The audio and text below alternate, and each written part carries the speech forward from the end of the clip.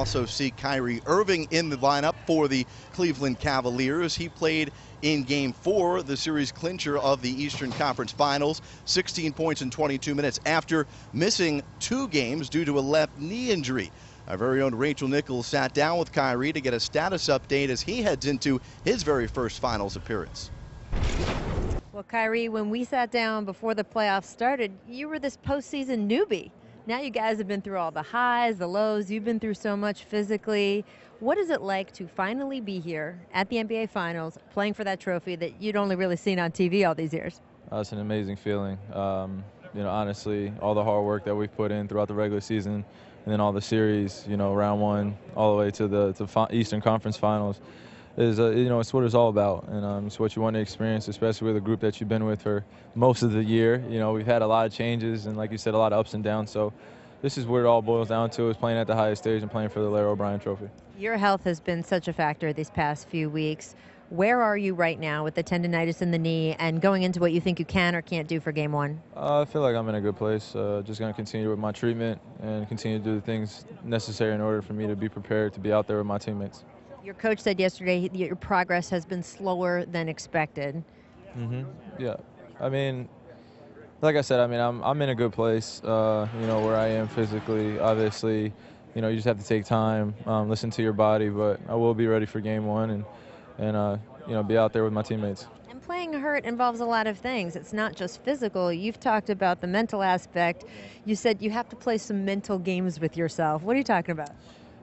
Just the mentality going out there. You try not to think about the injury so much and the limitations that you have. So, it's just a mindset going out there and just the will to, for your body to just perform. Some of the things that you want to accomplish or do out there, your body kind of lets you know sometimes, like, you just got to slow down a little bit. But like I said, we have a great training staff that's getting me prepared. So it's been an easier process over the last few weeks.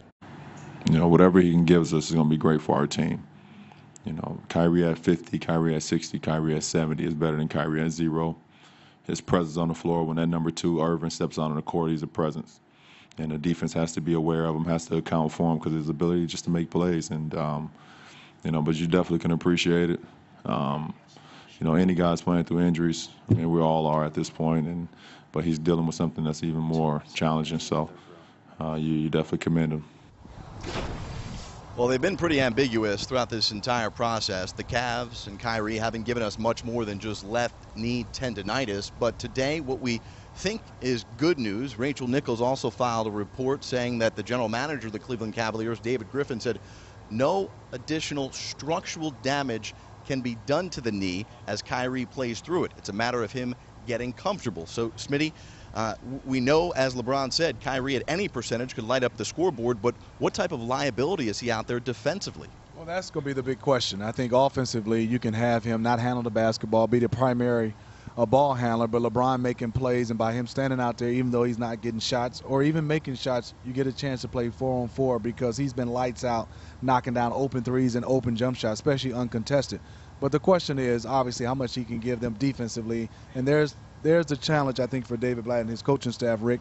How long do you have him playing as a starter? Do you get him out and maybe have him go up against some of these second-unit players? On that starting lineup for the Golden State Warriors, nobody's going to let him off the hook. And I understand he's injured, but this is the finals. They won't care. Yeah, I think it's going to be a balancing act. How much is he giving you offensively versus how much is he costing you defensively? Where do you hide him? I don't know if you can necessarily hide him, to your point, with that first unit. But this second unit has been pretty deep. This team in general has been pretty good. The speed of Leandro Barbosa, the length and height of Sean Livingston. So, unfortunately for Kyrie, he's not going to be at his best, but I got to believe he wants to be out there. And he's savvy enough, his IQ is high enough, his skill sets are there regardless of the physical limitations to be able to find a way to affect this game.